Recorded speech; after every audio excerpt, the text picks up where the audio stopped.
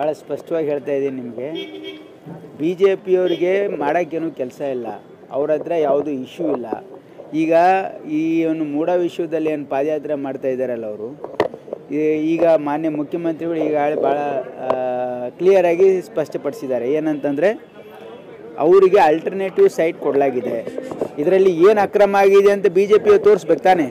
ಆಮೇಲೆ ಇದನ್ನು ಅಲಾಟ್ ಮಾಡಿದ್ದು ಬಿ ಜೆ ಪಿ ಸರ್ಕಾರ ಅಂತ ಬಹುಶಃ ಅವ್ರು ಮರ್ತೋಗಿದೆ ಅವ್ರಿಗೆ. ಇದು ಕಾಂಗ್ರೆಸ್ ಸರ್ಕಾರದಲ್ಲಿ ಏನಾದರೂ ಅಲಾಟ್ಮೆಂಟ್ ಆಗಿದೆಯಾ, ಅಥವಾ ಇವರೇನು ನಮ್ಮ ಸರ್ಕಾರ ಇದ್ದಾಗ ಇವತ್ತು ಇವ್ರಿಗೆ ನಮ್ಮ ಸರ್ಕಾರನಿದೆ, ಮಾನ್ಯ ಮುಖ್ಯಮಂತ್ರಿ ತಮಗೆ ಅಲಾಟ್ ಮಾಡಿದೆ ಸರ್ಕಾರ ಅಂದರೆ ಅದೇನು ಹಿಂದಿನ ಬಿ ಜೆ ಪಿ ಸರ್ಕಾರದಲ್ಲಿ ಇವರಿಗೆ ಎಂಟೈಟಲ್ಮೆಂಟ್ ಇದ್ದದ್ದು ಕಾನೂನು ಪ್ರಕಾರವಾಗಿ ಮಾಡಿದ್ದಾರೆ. ಅದರಲ್ಲಿ ಏನು ಅಕ್ರಮ ಇದೆ ಅಂತ ಹೇಳ್ಬೇಕು ತಾನೇ ಅವರು. ಹೇಳಿ ನಿಮ್ಮ ಪ್ರಕಾರ ಏನು ಅಕ್ರಮ ಇದೆ?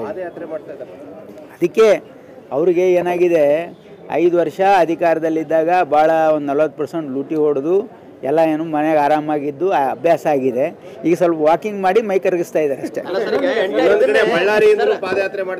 ನೋಡಿ, ಬಳ್ಳಾರಿಯಿಂದನೂ ಮಾಡಲಿ. ನೋಡಿ, ನಮ್ಮ ಪಾದಯಾತ್ರೆಗೆ ಅವ್ರು ಮ್ಯಾಚ್ ಮಾಡೋಕ್ಕಾಗಲ್ಲ.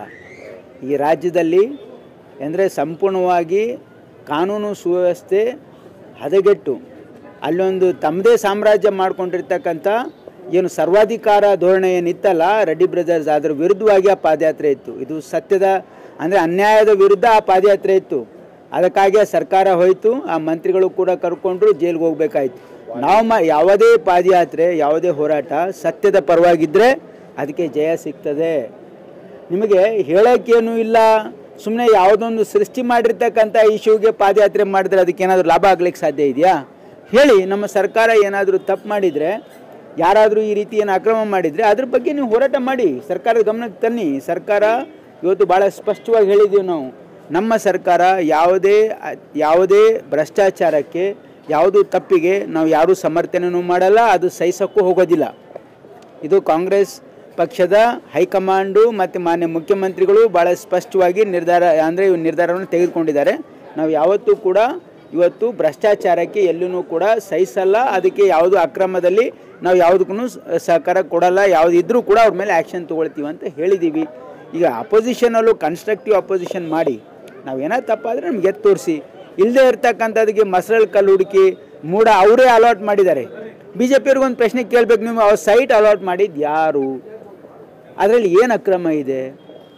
ಅವರಿಗೆ ಅಲ್ಟರ್ನೇಟಿವ್ ಸೈಟನ್ನು ಕೊಟ್ಟಿದ್ದಾರೆ. ಭಾಳ ಸ್ಪಷ್ಟವಾಗಿ ಮಾನ್ಯ ಮುಖ್ಯಮಂತ್ರಿಗಳು ಖುದ್ದಾಗಿ ವಿವರಣೆ ಕೊಟ್ಟಿದ್ದಾರೆ.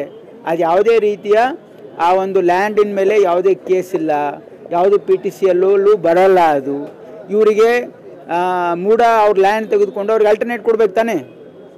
ಈ ನೆಲದ ಕಾನೂನು ಮುಖ್ಯಮಂತ್ರಿಗೂ ಇದು ಒಂದೇ ಇದೆ ಮತ್ತು ಸಾಮಾನ್ಯ ನಾಗರಿಕನಿಗೂ ಒಂದೇ ಇದೆ. ಒಬ್ಬ ಸಾಮಾನ್ಯ ನಾಗರಿಕಿಗೆ ಏನು ಎಂಟೈಟಲ್ಮೆಂಟ್ ಇದೆ, ಮುಖ್ಯಮಂತ್ರಿಗಳಿಗೂ ಕೂಡ ಅದೇ ಎಂಟೈಟಲ್ಮೆಂಟ್ ಇದೆ ಅಂತಕ್ಕಂಥ ನನ್ನ ಭಾವನೆ.